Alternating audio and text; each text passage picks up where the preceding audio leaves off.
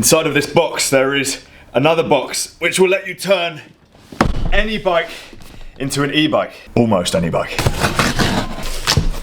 Do you think they realised they spelled switch wrong? No, there's two, look. Princess Leia. Save me, Obi-Wan. You're my only hope. Oh. So this is a switch kit, a kit for converting any bike into an e-bike. They very kindly sent us one of these to play with. Is that everything?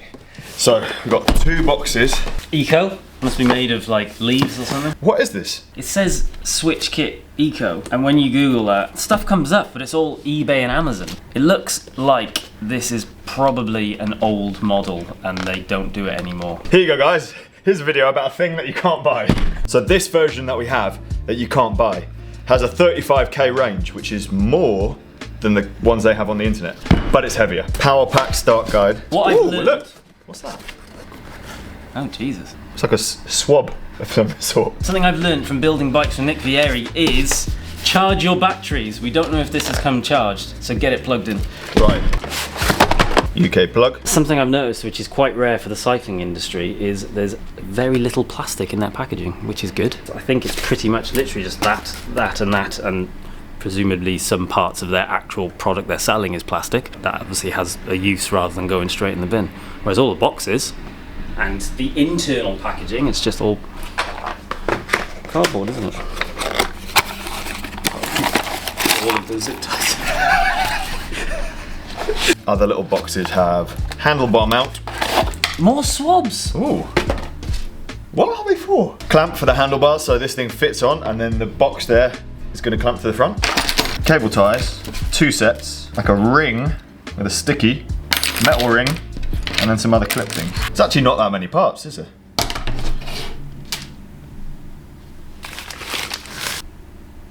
So I reckon that presumably is for going over the battery pack. Just It to is make waterproof, like isn't extra it? Yeah. So when you get one of these, you have to specify what wheel size you want, because the motor is inside the front wheel, which is a bit different to most e-bikes. This is a similar sort of motor to the one that's on Daisy's bike, which is in the rear. It's built into the center of the hub, which means you have to specify wheel size. We've gone with 26 inch because we have the perfect bike for it.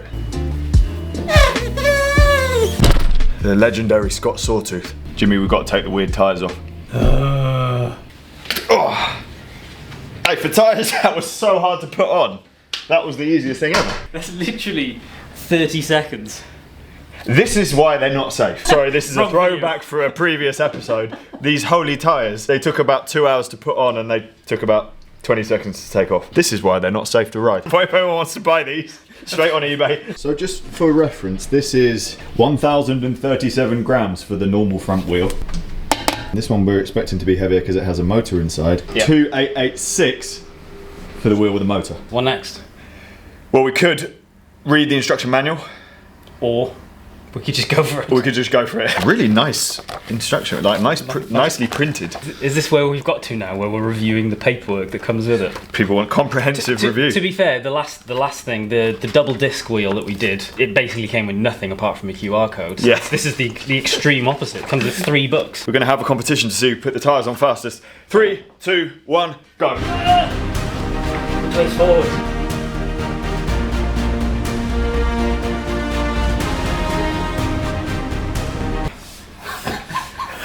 Fit the magnet disc either side of the crank axle. So this is like a universal magnet crank sensor thing. So because we've got like an old style square taper crank, we have to use these little adapters to make it fit. When that's fitted, the system will know when you're pedaling so it can kick in, because this system is pedal assist, which makes it legal in the UK. Ta-da!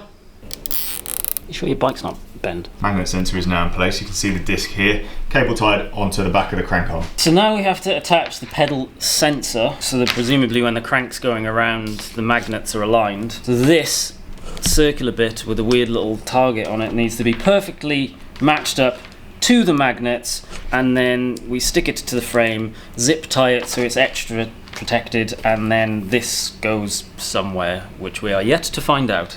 Gonna line this up with the sensors and stick it on the down tube. It's just like a magnet you would have on a bike computer from years ago. You program in how big your wheels are, and then it knows how many pedal revolutions you're doing, and that's how it bases its top speed. You then zip tie this on for extra security, and jobs are good. I think that might be the most secure thing in history. You could build a house on that, it's so steady. So this front piece here is not just a clamp for the battery, it also acts as a junction box, a bit like the Di2 one. So all of the cables from the back of the bike and the wheel plug into this so they can talk to each other. I'm guessing orange goes in orange. It does. You need to hear the click. I think we're basically done. Well, that's it. I think so. What about the other cable? Well, there's a blue one and another orange one. It is odd that there's a lot of cables unaccounted for. It must be something to do with like other products that are for other things. Maybe these are for lights. Can you plug lights into these? Maybe that's what you should do. Maybe you should look to see if you can get some like AliExpress things to turn this into like a charging station for like a head unit and lights and Probably things. it's a massive battery. Like a dynamo, but without a dynamo. Do you know what I was thinking about? Why hasn't the cycling industry, I was actually saying this yesterday, you know the Tax Neo 2T? Yeah. Doesn't need to be plugged in. One right there. There is one right there. It doesn't need to be plugged in. So you can literally use it anywhere without any power, because it, you know, you're cycling, itself. You're generating watts. Why is there not a bike company that's developed a like hub-based thing, or a, well actually there is, it's called a dynamo, but something. Where are you going with this? Why do we have to charge bikes and charge lights and things? Why aren't we using our own power to charge everything? Why can't I have ETAP and then it just like charges itself? Yeah, which uses barely any power anyway. Exactly. Right? So why do I have to charge it in a wall socket? The bike should generate itself. SRAM and Shimano Cycling industry, and Campag. bike people build stuff that charges itself with dynamos. Which already exists. You're a genius. I'm a genius! Hey! Why would you want anything other than maximum power? Because it increases battery life.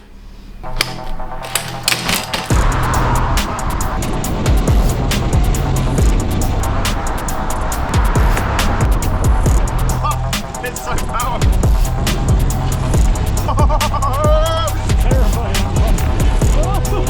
Feels stable, this is good.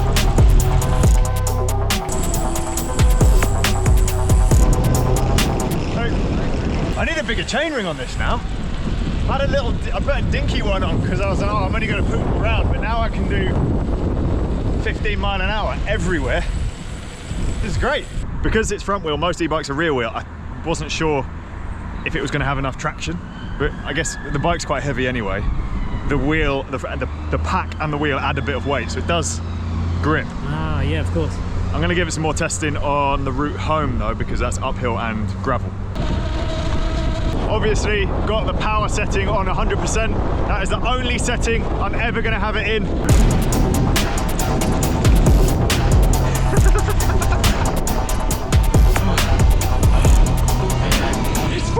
It's full gas to stay with you.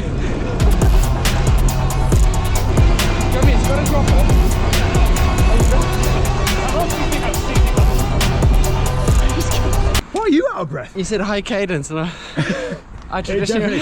When you set off, being in an easier gear It's means easy, it kicks in straight away, whereas if you're in a slow gear, it's like thinks you're going faster, so it kind of, it's weird. Alright, this is a very steep hill. I can hear the motor really trying. It's still, you know, I'm barely putting in any effort and going very fast. This is so steep. It's really easy though, don't you think? He's gone. What a great day. It gets even steeper over here, Jimmy. Steep climb test. That is a legit test, because that was way more than 20% and it didn't slip, no change at all, it just kept going.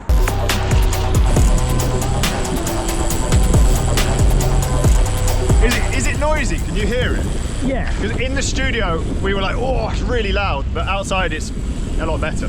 It sounds like, you know, like a really tready tyre, a really grippy tyre on tarmac. So what's the conclusion there, Jimmy? I don't know, I wasn't riding it, you tell me. It makes me want to actually keep this bike clean. I'm going to commute on this all the time. Taking a bike that was a bit of a chore and it's made it like... It was, because it's so heavy. Yeah. But it's relative, isn't it? Because the other bikes that I ride are so light and so fast that was just like, why am I riding this one? I guess to put it into context, it is like legitimately heavy. It's probably 15 kilos And I guess what some people may or may not know is your commute home is like pretty much exclusively uphill. Not steep, but it's consistent, like 2, 3, 4% for what, 15 kilometers or something or other. I guess the big question is, will that battery last the whole way home? What I want to know though is what this is for. The tiny shower cap.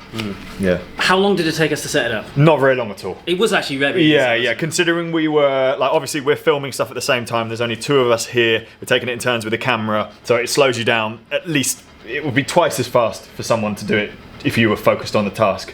I reckon that's a 15-minute job, maybe less. And it definitely isn't a 2-person job.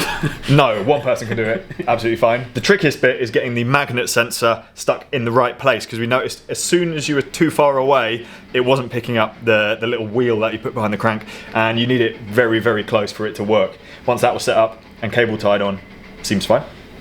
Agreed, it is the trickiest bit, but it's also very easy. Like, that says a lot. That's the hardest bit. It is super easy. Yeah, it is super easy. It's surprising how quick you can go from a non-e-bike to an e-bike. An e-bike. I'm pretty impressed. As I said, Switch did send this to us, but we didn't have to be nice about it. First impressions are really good. I'm going to carry on riding it. I'm really intrigued to know how long the battery's going to last. I know we're kind of talking about how we set it up, but what about the version that you can actually buy online? Is it the same? Switch, if you would like to send us another one of the new version, we wouldn't say no. I know what it's for. Well, thankfully we've solved that.